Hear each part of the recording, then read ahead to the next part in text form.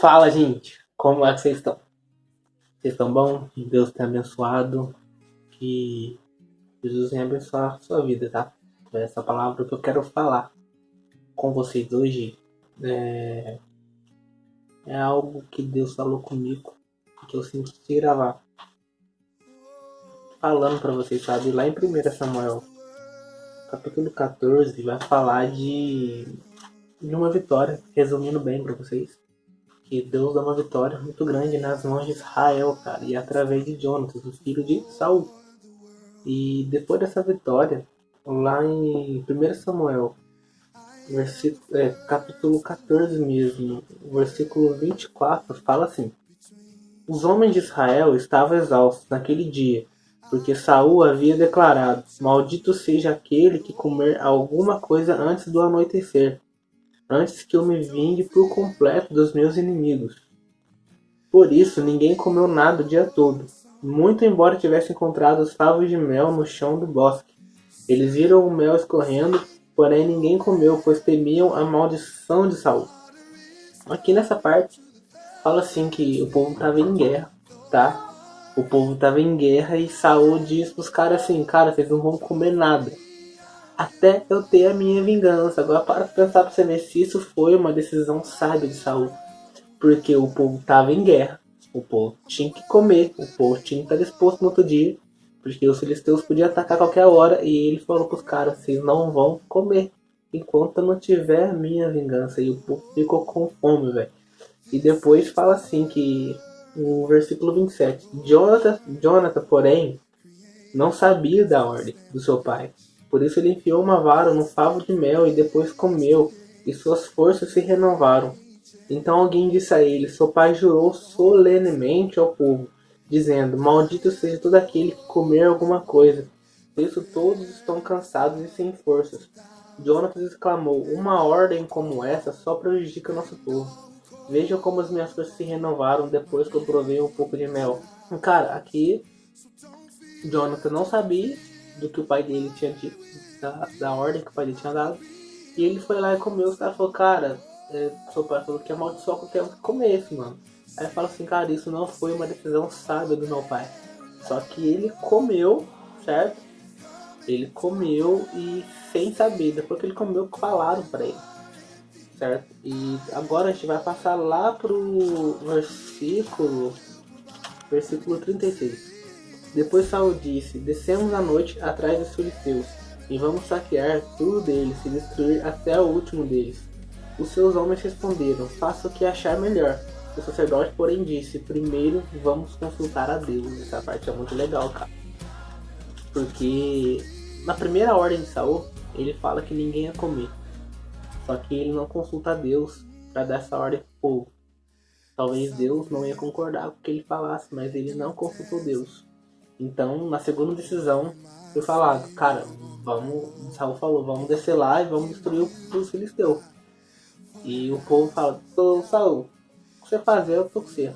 Só que o sacerdote disse: cara, vamos consultar a Deus. Porque ele percebeu que a primeira vez Saul não tinha consultado. Então Saul perguntou a Deus: devo ir atrás dos filisteus? O Senhor nos ajudará a derrotá-los? Porém passou a noite toda sem que o Senhor respondesse. Saul disse então: vocês líderes, venham para cá. Alguma coisa está errada. Descubram que pecado foi cometido hoje. Dou-me a palavra de honra pelo nome do Senhor que salvou Israel, que ainda que o culpado seja meu próprio filho Jonatas, certamente ele morrerá. Mas ninguém teve coragem de dizer ao rei qual era o problema. Então Saul disse a todos os israelitas: Jonatas e eu ficaremos aqui, todos vocês ficarão lá. Cara, o que aconteceu aqui é que então Saul vai falar com Deus sobre a decisão de descer e ir até ir lá aos filisteus.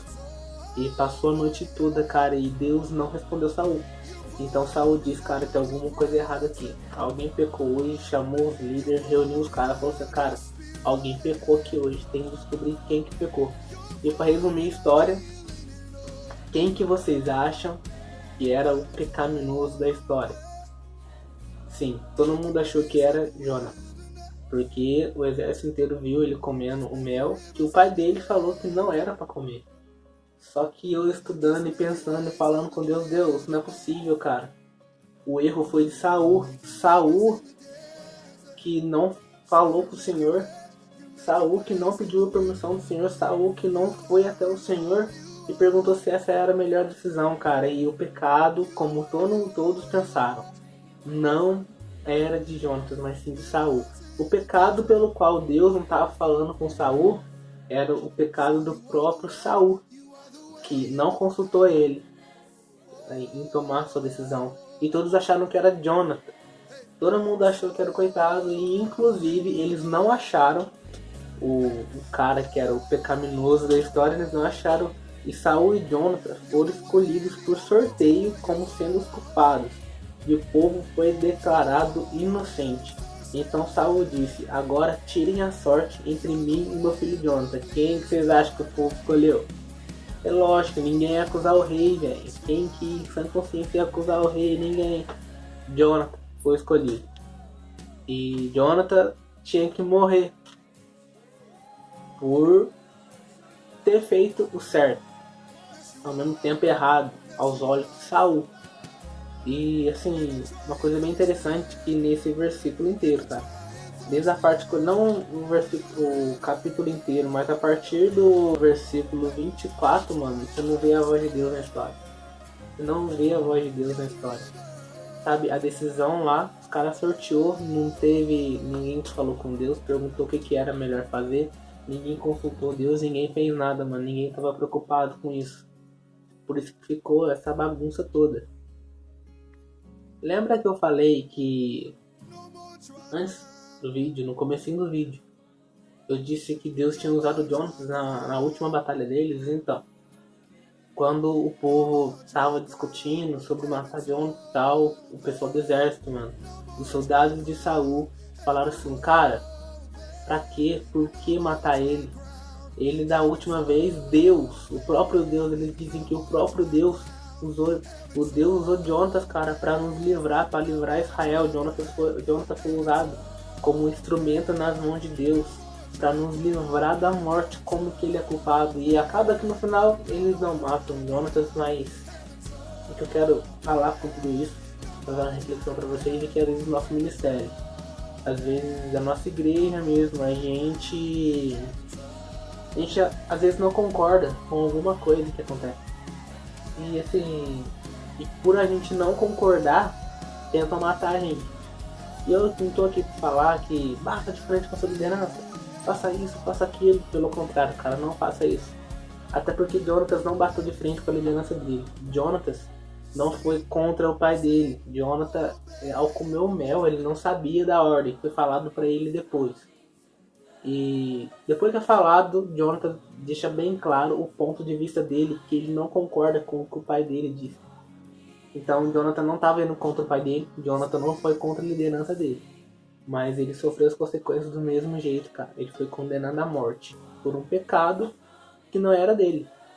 Então, assim, às vezes passa isso na igreja, nós passamos isso na igreja por uma coisa que a gente não concorda, mas a gente não bate de frente, às vezes, muitas vezes a gente não bate de frente com a liderança. Mas mesmo assim, nós somos culpados e condenados à morte. Só que, no final, cara, Deus, ele conhecia o coração de Jonathan como conhece o seu coração. Deus, ele conhecia Jonathan, sabia quem que Jonathan era. E assim, Deus não deixou ele morrer, cara. Como não vai deixar as pessoas te matarem, tá? Então, fica despreocupado, tá? Não bata de frente com sua liderança. Obedeça seu pastor, obedeça seu líder, tá? Não bata de frente com a liderança, mas deixe bem claro o seu ponto de vista, tá? Deixa bem claro o seu ponto de vista, como Jonathan deixou. E ele sabia com que ele estava se metendo, cara. E Deus livrou ele, mano. Deus vai te livrar. Deus está no controle de tudo. Não quer pegar uma coca lá? Agora? Então, como eu disse, Deus está no controle de tudo, cara. Deus sabe o seu coração. Deus te conhece. Deus sabe as suas intenções, cara. Então põe tudo nas mãos dele. tá? E põe na cabeça, cara. Põe na cabeça.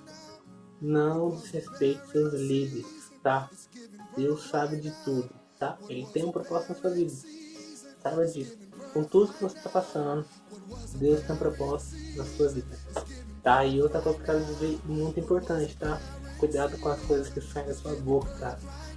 Como saiu da boca de Saul, aquelas coisas que não eram da parte de Deus. Cuidado com as coisas que saem da sua boca, tá? Cuidado com o que você fala, cuidado com os votos que você faz, cuidado com as promessas que você faz. Cara, tem um cara na Bíblia que se chama Jefité. A história dele foi mais ou menos assim. Senhor, se o Senhor nos der a vitória contra os amonitas, Arabá. Se o Senhor nos der a vitória contra os amonitas nessa batalha, oh, aleluia. Eu vou sacrificar ao Senhor a primeira pessoa que vinha ao meu encontro para comemorar comigo, a primeira pessoa que sair da casa para vir comemorar comigo, que vinha ao meu encontro, eu vou sacrificá-lo ao Senhor. Oh, laraba.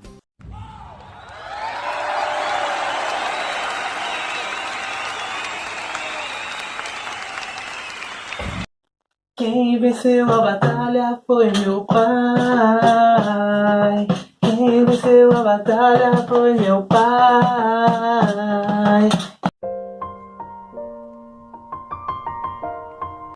Ô, gente, embora a brincadeira aqui, entendeu?